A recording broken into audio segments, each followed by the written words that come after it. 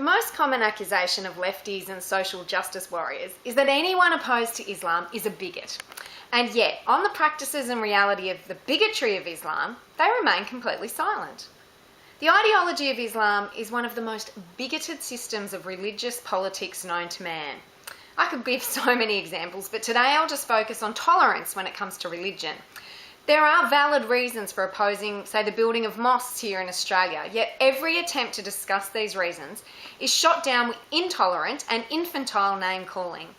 Meanwhile, in Egypt, Pakistan, Indonesia, Saudi Arabia and most Islamically governed countries, you can't build or attend a church without risking your very life. I received this report yesterday. Dozens of Coptic Christians in Upper Egypt were attacked last Friday by Muslim extremists who thought the Christians might turn a community hall into a church. So afternoon prayers in Al-Nagamish village, a group of Muslims set ablaze the community centre for the elderly. They then moved on to the village where they looted and attacked more than 10 homes and a handful of businesses, all Coptic owned, with Molotov cocktails and stones, as you do. Now, this attack came 3 months after the parliament passed a law regarding building of churches in Egypt. The Egyptian government celebrated the law, but human rights advocates said it just codified discriminatory standards between Muslims and Christians for building houses of worship. There are many examples of Muslims in Egypt attacking Christians in their place of worship. What about 30-year-old Malik Hajinye, I think it is, in eastern Uganda?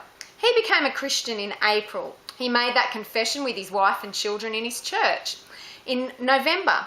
Now this reached the news reached a mosque nearby, and he received a text right before they destroyed him and his fields by saying, "Be informed, you risk your life and that of your family if you happen to come back to your house.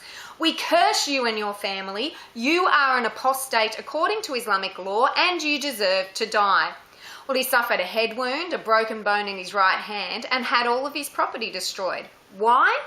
Because he was a Muslim who chose to become a Christian. Our next door neighbour, Indonesia, is said to be a moderate Islamic country. But Jakarta Christian Communications Forum records show that churches have suffered 392 incidences of religious violence towards them in just a few years. A few weeks ago, a 2-year-old girl was killed when a bomb was thrown into her church compound. The prime suspect went to the mosque, then drove around wearing a shirt saying, "Jihad, way of life." Now, I've personally met hundreds of these victims in Indonesia. Now, a Christian government is being charged with blasphemy in one of the provinces.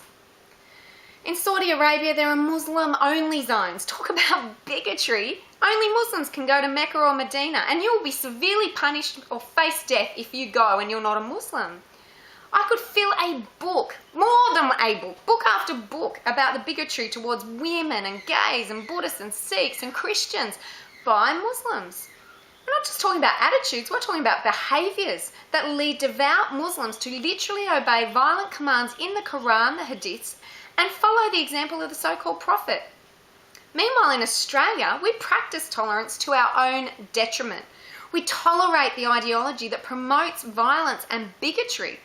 Our leaders and media have become so politically incorrect that they are impotent and ineffective when it comes to protecting us.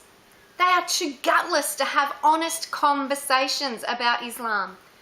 We have a proud and rich history of integration with migrants throughout all of our history in Australia. We have been able to see that happen in such a marvellous way. But multiculturalism is divisive and it is dangerous.